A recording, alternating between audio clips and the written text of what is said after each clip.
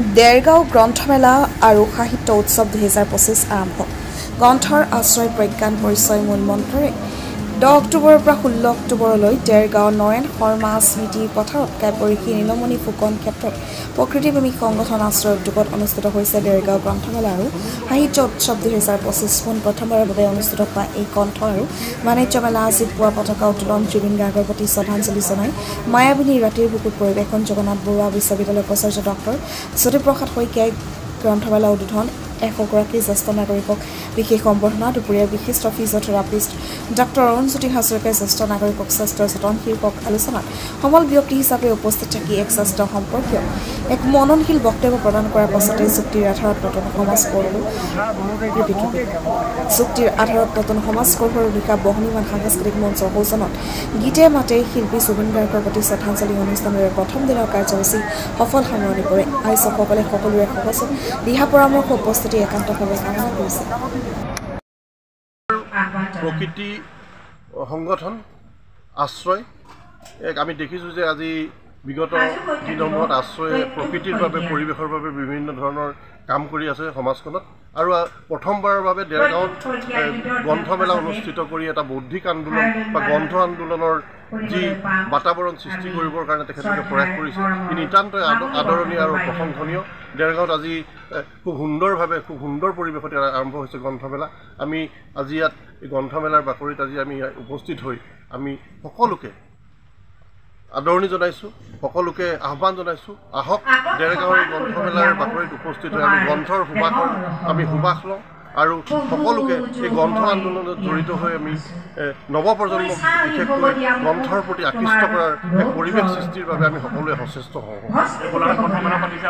অহা 22 অক্টোবৰৰ পৰা 29 অক্টোবৰ পৰ্যন্ত পশ্চিম গোলাঘাট শাখা সাহিত্য সভাৰ উদ্যোগত সুদূৰ অসম পুথি প্ৰকাশন আৰু বিক্ৰেতা সংস্থা, গোলাঘাট জিলা প্ৰশাসন, নুমলীগড় শোধনাগাৰ, বিভিন্ন দল সংগঠন, অনুষ্ঠান প্ৰতিষ্ঠান আৰু ৰাইজৰ সহযোগত গোলাঘাট নগৰৰ সমন্বয় ক্ষেত্ৰত গোলাঘাট গ্ৰন্থমেলা আৰু সাহিত্য সমাৰোহ 2025 আৰম্ভ হ'ব।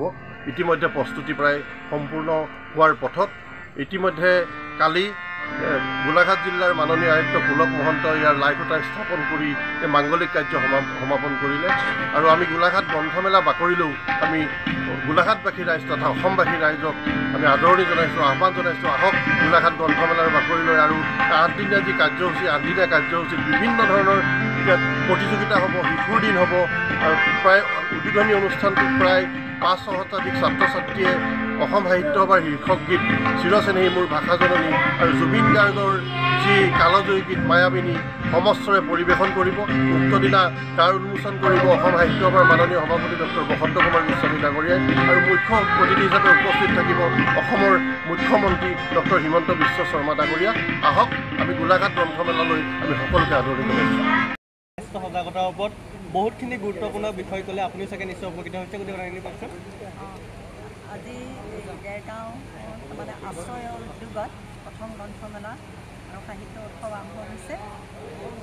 ৰাতিপুৱা বেলা কেইবাটাও কাৰ্যসূচী হৈ যোৱাৰ পিছত এতিয়া জ্যেষ্ঠ নাগৰিকসকলৰ কাৰণে আমাৰ দেৰগাঁৱৰে বিশিষ্ট ব্যক্তি ডক্টৰ অৰুণজ্যোতি হাজৰিকাই ফিজিঅথেৰাপিৰ ওপৰত অতি সুন্দৰভাৱে তেখেতসকলে বুজাকৈ প্ৰজেক্টৰৰ যোগেদি যথেষ্টখিনি কথা ক'লে।